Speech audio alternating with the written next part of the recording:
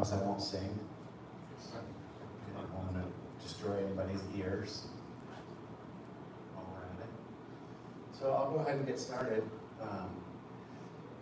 This is my second year at the Conscious Life Expo. Last year I had a booth in the same spot, so it's really exciting to be back again. I gave a speech last year about this kind of similar topic. Back in 2009, I was living in Pacific Beach in San Diego, and about 3 o'clock in the morning, I heard a ton of commotion going on outside my house.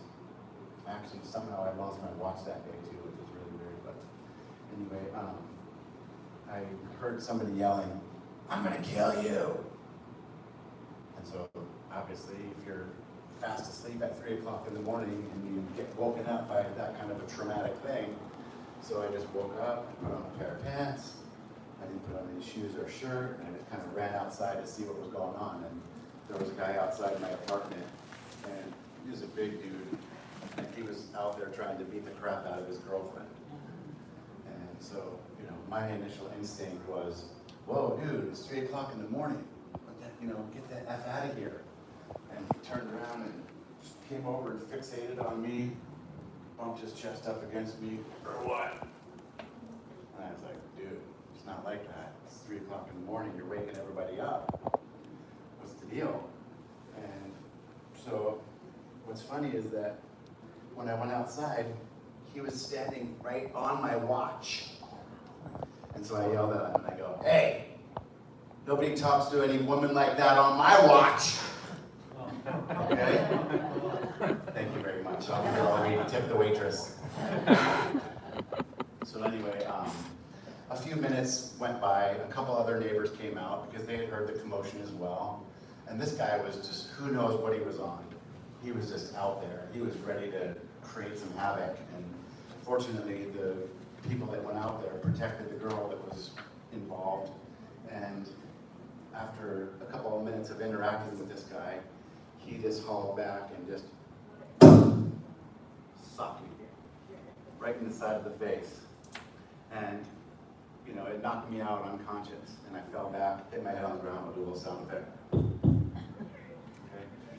And as soon as my head hit the ground, I kind of was disoriented, and I went to go and stand up. And I tried to stand up, I tried to put my leg down to stand up, and I just couldn't stand up. I realized all of a sudden, wait a minute, I wasn't in my body anymore. So I floated outside of my body, and I started to see myself down there. It's like, what's going on here? I never really had that experience before, out-of-body experience. So it was very interesting because you would think there might be some pain involved, there might be some anger involved, there might be some fear involved, but it was a very different experience because it was very matter-of-fact, like, what is this? I'm not in my body, I'm not in pain. I'm not afraid, I'm not angry. I'm just here in the moment, doing this thing, and wow, okay. And then, what is this place? This is pretty cool, I like it. I want to stay here. And I started feeling sort of a tractor beam pulling me further and further away from where I was. And it was a sensation of almost floating. And I started to see the earth get further and further away, further and further away. And then I was looking off into deep space. This is amazing. And then we traveled really super far to a distant star system known as the Pleiades system. How many people are familiar with the Pleiades systems? And so, okay, it seemed familiar, but I was very disoriented. And, where am I? Am I confused? And all this kind of stuff. And so, when I got there, a group of people from the Pleiades basically came and surrounded me, and I was just in awe. I can tell you, in my existence, I've never felt that infinite, complete love that I felt in that moment. And they were hugging me and encouraging me, like it's going to be okay, and everything. And we were having like a great family reunion, and then all of a sudden it's like, okay, here, you gotta go back. It's time to go back. You got work to do over there.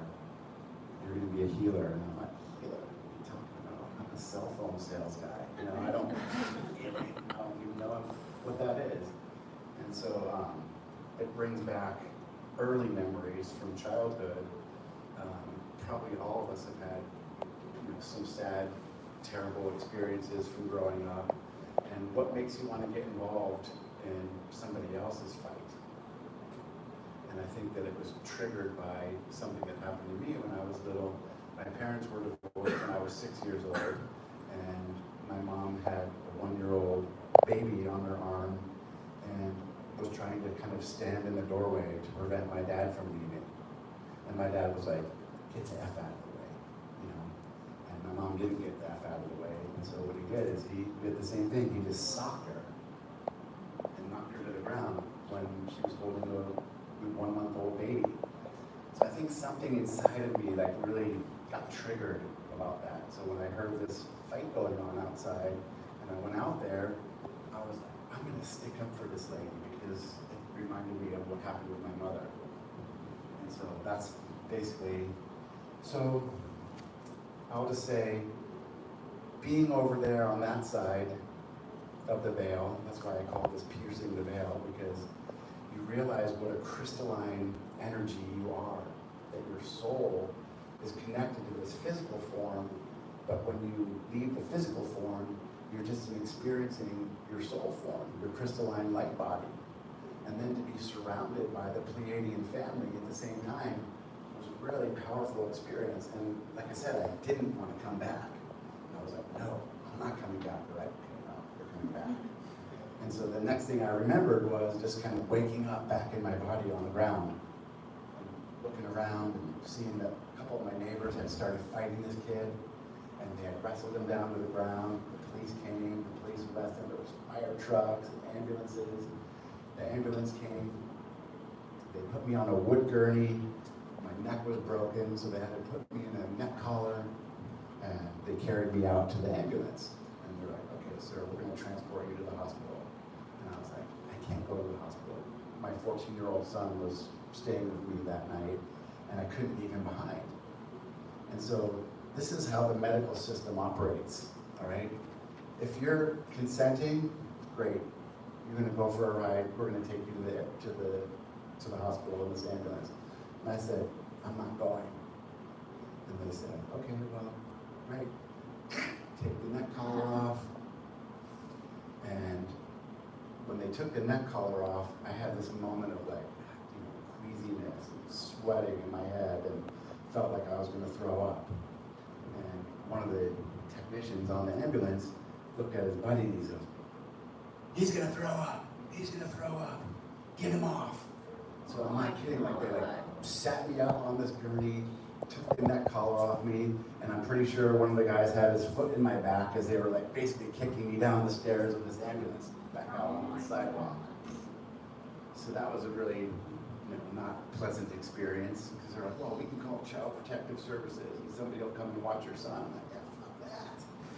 I'm not having some Child Protective Services come and watch my son. He's got a lacrosse game at 7:30 in the morning. It's 4 o'clock in the morning, and 3.5 hours later, he's supposed to go to his lacrosse game." So I'm thinking, no, I'm not letting him get Child Protective Services. And it's absurd. Your injuries are very severe. You need to go to the hospital. You can't just get off this ambulance. But I got the, foot in the back.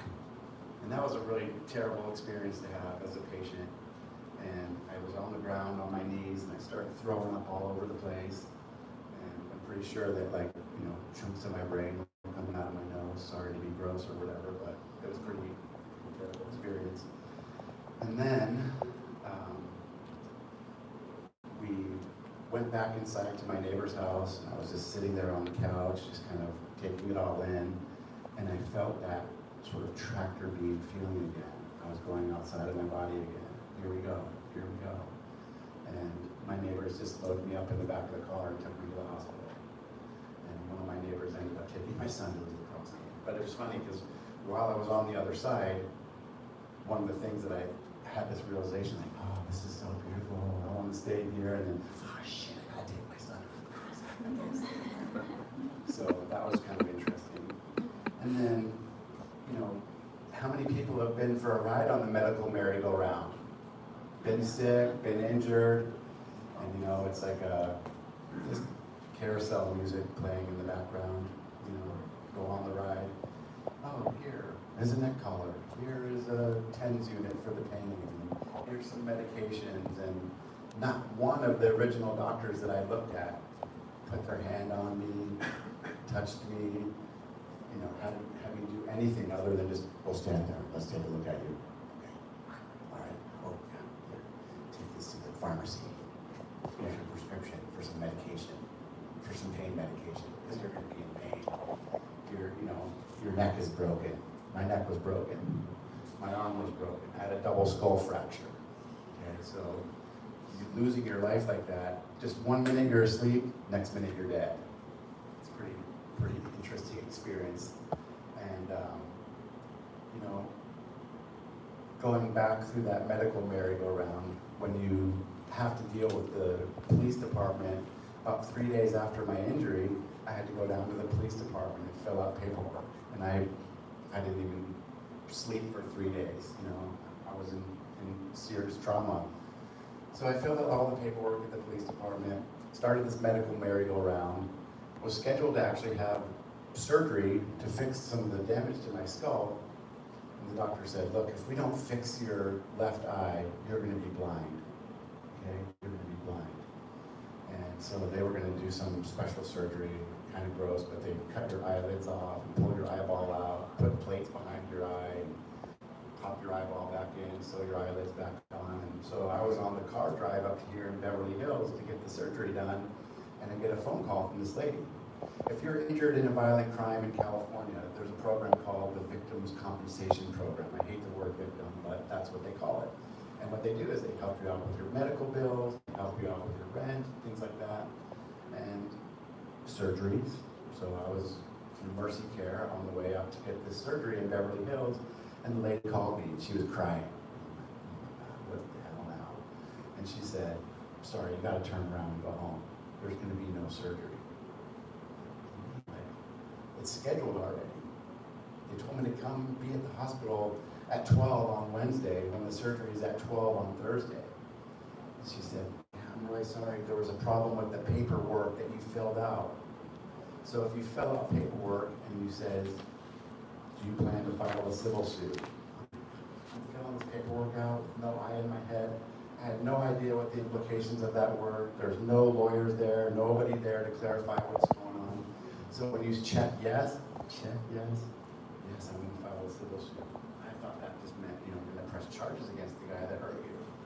Well, it turns out that if you check that box, then that absolves them of having to help you. Because you're getting you're going to file a civil suit, and you can just use your money from your civil suit that you haven't even filed yet, or don't even have an attorney yet for, and pay for these things. And so I was just destitute. I was like, oh shit, now what am I going to do? So I had to turn around and drive back to San Diego, and all the medical care that I was getting was just like the rug was pulled out from under me. And so I found my way to a special chiropractor in downtown San Diego who focuses on neurological rehabilitation.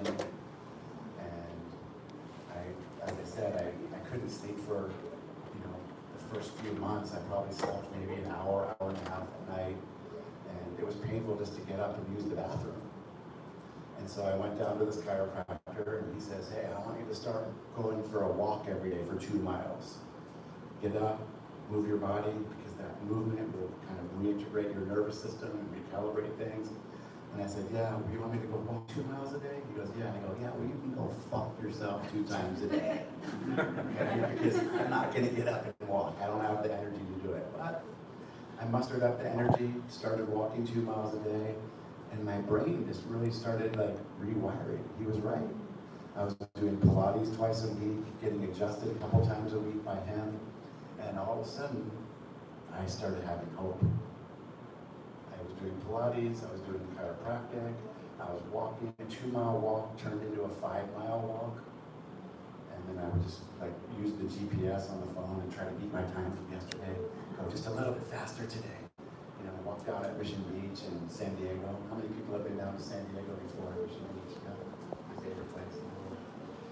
And so what happened was I started to work with this chiropractor as a patient, and then I decided to go back to work after about 18 months of being out of work. Okay? And where I went to work was, I had my own business prior to that. I did small business solutions for Nextel, Sprint, and Verizon, doing all these really cool things with phones. And next thing you know, I'm like, got a job for $8 an hour working at a bird store, selling birds. And so it's a totally divergent thing. And then I stopped working there, and I went back to work for another company selling phones, and showed up to work one day about 6 months after that, and the front door was locked. Okay, and they're like, "Oh, sorry, we've been downsized." Okay, and it's not like we're going to shift you to a new location. It's just, this one's closed. Have a nice day. Please drive through. Pay the cashier. And so and so then again, it's like, okay, well, now what am I going to do? What's next? What's next? And so I was in my early 40s at the time, and I was like, okay, I wanted to maybe, the Pilates and the physical therapy stuff really helped me a lot. I thought, well, I'll go to school and learn how to become a physical therapist. And then I went and looked at the program, and they're like, oh yeah, you gotta go. It's a 3-year program, you're gonna be in school all this time. And so I was like, that's a long road to go on. And so I found this health coach training program. It was an online training program, 12-month program. I signed up for that and started to learn how to, what do you want to do? Well, I want to work with people. I want to help people recover their lost health. I want to help people figure out what are the right things to eat, how to move their body, how they can sleep, how they can manage their stress. And the health coach training program seemed to be like a good option because it was 12 months. It's like, oh, you'll be a health coach. But what they didn't tell you in the health coach training program is there's this thing called scope of practice. You may have heard of that before, okay? So it's like, oh, well, we're going to teach you how to do all these things with people, but if you're in California, for example, you really can't do any of those things. Okay? Because you're limited by the laws. All right? And so about 6 months into the program, the doctor that I was working with as a patient invited me to come do some lectures at his office. I was focusing as a health coach on gluten and celiac disease. I have celiac disease, so I was like, okay, well, what do you want to be? Well, I want to be a gluten-free empowerment coach. Okay, and I'm going to help people transition to a gluten-free lifestyle, if they have that kind of thing going on. And so I thought that was a pretty good shift from where I was to where I wanted to be. And about 6 months of the way through the program, the doctor invited me to come to his clinic and start doing talks. And we were doing weekly talks on celiac disease. I got a few patients to work with me as a health coach. And that was really cool. And then one of the other things that we did is we went to City College. They were having this thing called a stand down. Has anybody ever heard of that before, stand down? What they do basically, and this is sad, but they round up all the homeless military veterans. Okay, we shouldn't even have military veterans that are homeless, but we do. And so what they do is they provide resources. They'll set up tents, and they'll give them food, and they'll give them showers. And a group of chiropractic students came down from the school in LA in Whittier called Southern California University of Health Sciences. And we were just having a nice little conversation about neurology and the brain injuries and nutrition. They said, well, gosh, chiropractors work on all those things. And so I got on my motorcycle and I drove up from San Diego, went to the school, and I showed up at the school, and I don't know if you can see this logo on here, but it kind of looks like a Pleiadian angel. And I thought, wow, that's a real powerful synchronicity. And at 43, after having a brain injury and not being the greatest student in the first place, I was like, going to chiropractic school was an option. And I went in and I applied, and I filled out all the paperwork, and then I was sitting there waiting in the lobby, and nobody came to talk to me for a little while, so I was like, all right. got my motorcycle helmet, walking back out to my motorcycle, and this really great lady came running down the hallway. She's like, "Where are you going?" I'm like, "Why are you leaving?" And I'm like, "Well, I'm just gonna go back to San Diego." She's like, "No, man, you're in." And they accepted me into the program. And so in January of 2013, I started the chiropractic program at Southern California University of Health Sciences in Whittier. And this is a 3.5-year-long program, and it's basically like this. Okay, you stand there, I'm gonna point this fire hose at you, and you try to take a sip out of it. Okay? It's really intense, fast-paced program, and there's no opportunity to like sit back and just take it easy. It's super incredibly intense. And made it through that program. And 3.5 years later, graduated in April of 2016, and decided to take myself back down to San Diego to work with the chiropractor who had inspired me. And I was working at his office for probably about 5 or 6 months after I graduated. You have to take national board exams, and they're only offered at certain times. And then once you pass that, you go and apply for your license. So I ended up getting my license in March of 2017. And I started out with, just a little table and a 100 square foot room and a gym, and started building my practice that way. And then about 1.5 years after being in practice, I got into hyperbaric oxygen therapy. Has anybody ever done hyperbaric oxygen therapy? Or heard about it? Heard about it, but not done it? Okay, that's great. And while I was in chiropractic school, I had a second concussion from playing soccer. And I found my way to a hyperbaric center in Long Beach. And I would say that if I hadn't been able to do the hyperbaric therapy in Long Beach, I wouldn't have been able to finish the chiropractic program. So it was really kind of fortuitous that I was able to start that treatment. And she said, you need to come 5 days a week for 8 weeks. And we were in classes, and so that wasn't super possible. But the healing that I got from just doing the once a week with the hyperbaric was absolutely amazing. And so I had made a commitment at that point that I was going to be doing hyperbaric therapy as a clinician. And so in July 4th, actually, Independence Day of 2018, I rolled up here to Santa Fe Springs and loaded up my first hyperbaric chamber. And now I have 3 hyperbaric chambers at my practice, and it's a range of people that I treat, concussion, strokes, long COVID, general athletic injuries and things like that. So it's been really amazing. And then in 2022, February 22nd, 2022, see all the twos. Okay, this lady called me. She worked for this company that was selling these quantum technologies, like the Tesla lights and a Rife machine and this bioresonance analysis system that is also out of this world. And so I started to kind of veer off from the hyperbaric and chiropractic path and started adding in these quantum technologies. And so the biophotonic light system is the one that I have downstairs. I'll show you what it looks like in my practice. I don't know if you guys can see this, but these are the 6 Tesla coils that I have in my practice. And they're set up like a Merkaba. The one at the top over here is an alternating current box. And the one down by the feet over there is a direct current box. And each one of the carousels is filled with these different noble gases. So when you light up the noble gases with the Tesla coils, you're creating a harmonic resonant field of plasma that is like the packets that come from solar flares. How many people have heard that solar flares are sending like packets of data that's activating your DNA? You have heard that? Okay, so how about going from the 3D to the 5D? We used the word ascension, and you may be having ascension symptoms. Well, this is what's happening. The Earth has what we call the Schumann resonance.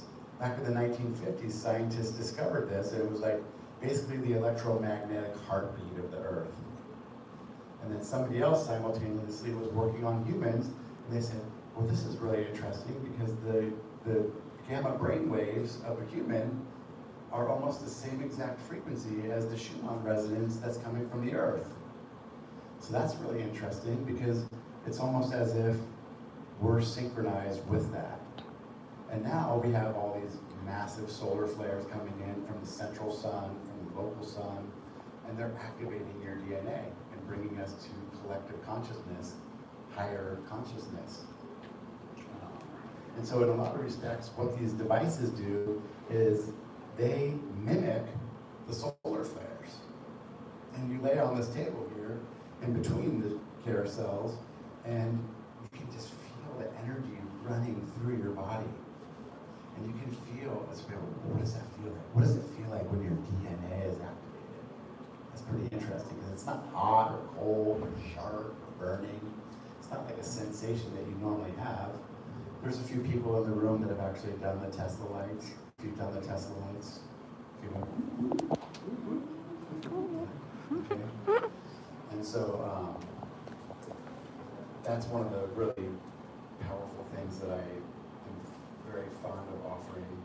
And then we started doing groups of 8 people on Tuesday nights and Friday nights. We call it the Active 8. So active with the number 8 at the end. Okay, so we create conscious collective energy, and we did things like slow down hurricanes that were barreling towards Florida. Everybody's aware about the fires that were up here in Los Angeles and San Diego, and we did rain dances. We had some cool rain dance music. We play drums, and we sing, and we chant, and we hold hands, and we create conscious intentions. So that's something that's been really exciting to do. It's also good to get your social activations in. The next thing I'll share with you is this thing called the bioresonance analysis. And basically, this machine uses these sensors. You can see the headphones there. And they have specialized sensors in them that are able to read through the frequencies of your body. So each cell has a very unique frequency, depending on what part of the body it is. It could be the nervous system, it could be the cardiovascular system with veins and arteries, it could be the nervous system, it could be the organs themselves. We can analyze the heart from different angles, the vessels from the front, the vessels from the back, above, below, cut it in half. And it's pretty amazing what we can see going on. And so this picture right here on the side is when you do the energy mapping and the frequency measurements, you get a little code that tells you where it is. Is it an optimal level or is it at a suboptimal level? And in fact, if we find your frequency measurement to be at a suboptimal level, we're able to use this device to tune that to the proper level. And it's really amazing, and it brings up a lot of interesting discussions about us as an electromagnetic being, us as a frequency organism, how we're affected by these solar flares, how we're affected by the Schumann resonance changing, and what are the things that we can do to kind of calibrate those energies. And we can harmonize those energies and frequencies using the same machine that scanned you and analyzed you. So it's really powerful. One of the other things that's kind of come up that's interesting from doing these scans is that there's certain microorganisms that seem to show up repeatedly, regardless of who we're scanning. So we'd said, okay, we talked about the medical merry-go-round before, right? The typical, just get a prescription, take it to the pharmacy and fill that prescription. Now, this is very different. And so people come in and they've been dealing with issues, inflammatory issues, autoimmune issues, long COVID, all kinds of different issues.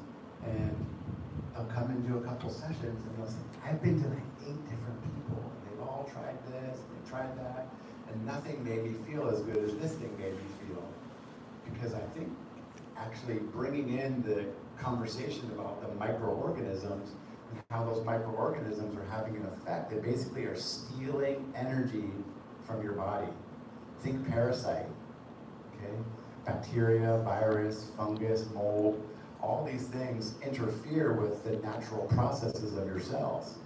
Your cells have, your body has a whole autoregulatory system, which is for detoxification. Your lungs, your skin, mucous membranes throughout your body, and we're exposed to all these amazing, terrible toxins in the environment. The smoke from the fires, the 5G from the cell phone towers, the Wi-Fi in your house. All these things are affecting your body in the way that they work. But we can address them in a lot of ways, but this thing really addresses it from the microorganism perspective. And I think one of the cool things that we can do with the system is we can make these unique files. So if we find Giardia in your pancreas, which I find 100% of the time when we look, then we send you home with a little sound, it's called sound biotic instead of antibiotic. So we all know about how sound baths and tuning forks and singing bowls, and you guys were on the vibration plane over there before. So frequency, sound, and vibration have very healing effects on a bioenergetic organism. And so I really think that this is going to be more of the future of the way that healthcare goes, because it's important to understand those things. How many people have ever heard of Raymond Royal Rife? Rife. Okay.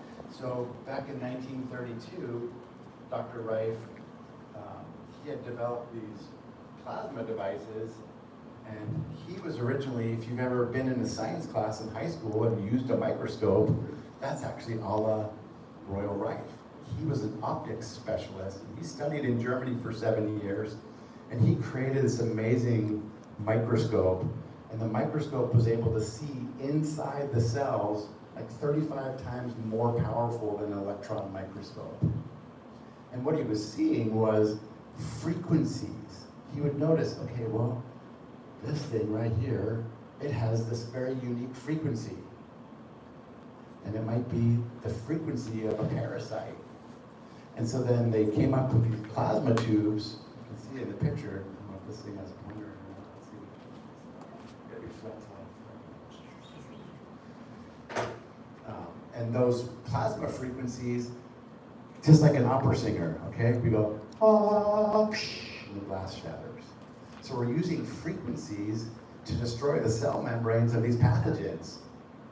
And he cataloged hundreds and hundreds of different microorganisms, and he even started pushing this whole belief that cancer is caused by the low energetic state within your cells. And that low energetic state in your cells can be attributed to more than just the other environmental things that we talked about, but these pathogens, microorganisms, bacteria, fungi, all the fun stuff. And these machines are designed to destroy those. So in 1932, he went to Scripps in La Jolla and treated 16 terminal cancer patients with his machine, the Rife machine, and guess what? They were all cured. Okay, 1932. So all these scientists, they published a paper about it. Look, all these scientists came from around the world. They were having a black tie event for Dr. Rife in San Diego, and who kicks the door down and tells them to cut the shit out? It's the American Medical Association. Okay, because why would that be? Anybody want to conjecture? Money. Sorry, you're right. And it's, you know, I feel like we can acknowledge that without giving it power, without giving it energy, because we have these other emerging things. People, well, the future of medicine is this frequency medicine. You go, yeah, but these guys developed these things in the 1920s, in the 1930s. The system that I have downstairs, Nikola Tesla gave a speech in 1898 in Buffalo, New York, to the American Biotherapeutic Association. And what he was talking about, this gets a little bit deep, but is the cells are voltage gated. They have what's called a transmembrane potential. You know, when you go to the grocery store and you step on the mat and the door opens up? Okay, that's electrical gated doorway. Actually, I want some shoes that have those pads in them. Every time I walk up to a door, so the plasma activations are amazing. How many people have ever heard of Otto Warburg? A couple hands went up. Okay, so same thing. Otto Warburg in the 1920s discovered the root cause of cancer. And this guy won a Nobel Prize in 1931 for his discovery about the root cause of cancer. Who wants to know what it is? Raise your hand if you want to know what it is. It's not sugar. People say, well, it's sugar because it feeds those tumor cells, right? But sugar feeds every cell in your body. Okay, glucose, complex carbohydrate, is the primary fuel. Your car runs on gas unless it's a hybrid or electric and you plug it in. It's the same thing with your cells. They run on glucose. So yes, glucose can feed a cancer cell, but what Otto Warburg decided was that it really came down to oxygen. Okay? You either have enough oxygen in your system, and what do we call the pathogens? The microbes, the bacteria, the fungus. Anybody know what they're called, technically? Anaerobic pathogens. And what does that mean? It means they survive when there's not enough oxygen in the system. They thrive in a low oxygen state. And so what causes a low oxygen state? Acidity. He called it an anti-physiological lifestyle. So he has this whole list of things that you can avoid that create acidity in your body and destroy the oxygenation. And you might be disappointed, but it's anything that came from an animal. Okay? Meat, dairy, eggs, fish. Because what's the building blocks of a protein? And so if your body is sick because it's too acidic, then the physiological lifestyle that minimizes and preferably avoids those acidic foods leads to a high oxygen state. So you have one of two choices. You can either have enough oxygen and those pathogens can't survive, or you can have an acidic environment. And that acidosis causes the cells, in an attempt to survive, it causes them to start mass replicating. This was what he considered to be the root cause of cancer. It was a defense mechanism, a built-in defense mechanism. And we're coming along and going, look, these cancer cells are the problem. But the cancer cells are like, I stepped on something and I got a scab on my foot. Let's put a Band-Aid on the scab instead of sweeping up the thumbtacks that I stepped on. You know? So this takes everything to a whole new level of understanding. We're using frequency medicine, we're using hyperbaric oxygen, we're using lifestyle medicine. So I teach people how to evolve their lifestyle, so they're eating the foods that are feeding their cells. Your immune system, about 70% of your immune system is founded upon the gut microbiome. Okay, and so there's things that we can do to fortify the gut microbiome and boost your immune function. And most of the time that involves eliminating those animal foods. Okay, it's not like a terrible life sentence because you'll be actually really healthy. I'm standing here right now and I haven't eaten anything with meat in it since 1987. All right, I have not ever had any problems with protein deficiencies. What you really need to be worried about, because the first thing that people ask me when I tell them I have been eating meat since 1987 is, somebody tell it. Where do you get your protein? Exactly, where do I get my protein? All right, well, protein deficiencies are very rare, okay? Less than 3% of the population has a protein deficiency. Here's something really important to consider. 97% of you don't get enough fiber in your diet. Okay? Fiber can be considered the prebiotic fuel for those gut bacteria that produce your immune function. Okay, so it's a whole entire cyclical thing. But, you know, yes, I am a chiropractor, and you probably have images of chiropractors, you know, like cracking somebody's neck or whatever, but there's a lot of different ways of going about doing things. And so my approach is to incorporate all these lifestyle considerations, and I've gone down this pathway of doing all this quantum activation stuff. So anyway, go ahead. Is there an opening in the mind of humanity to bring this stuff back in a way There is, but what's interesting is that being here at the Conscious Life Expo has really opened my mind, because I came and I'm like, I am a champion of this technology and it's for everybody, and come on everybody, let's do this, you know? And the reality is that what we found when we're downstairs doing the booth is that some people will walk by and notice it. And some people walk around the corner and they go, wow, what is this? I want to try it. Okay? And so what we found is that some people are a little bit more primed and ready to do this, and we can't just cast a big giant net and capture everybody. So what we're doing is we're healing the healers. And we're working with people that are massage therapists and acupuncturists and other chiropractors and other energy healers. Everybody's into like doing Reiki energy. It's really cool. We like it. It does work. But does anybody else have any other questions? Because I think we have about 1 minute left.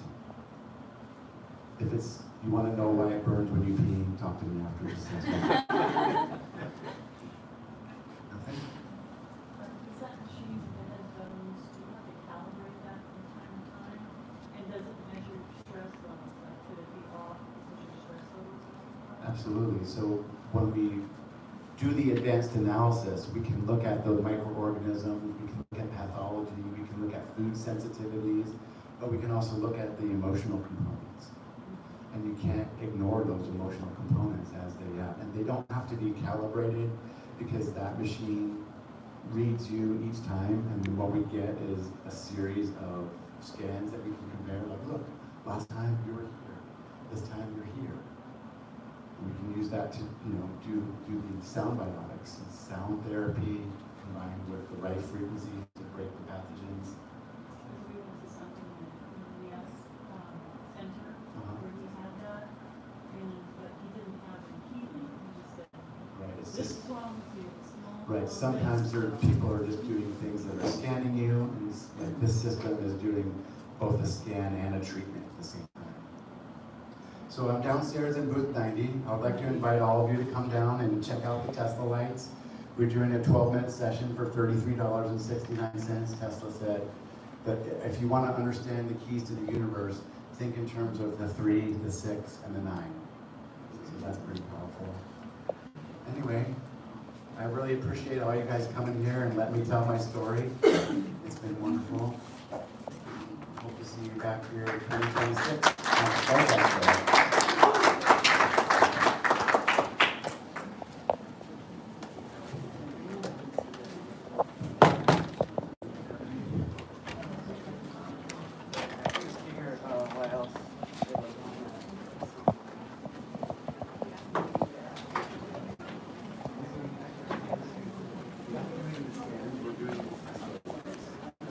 This scan takes about an hour and a half.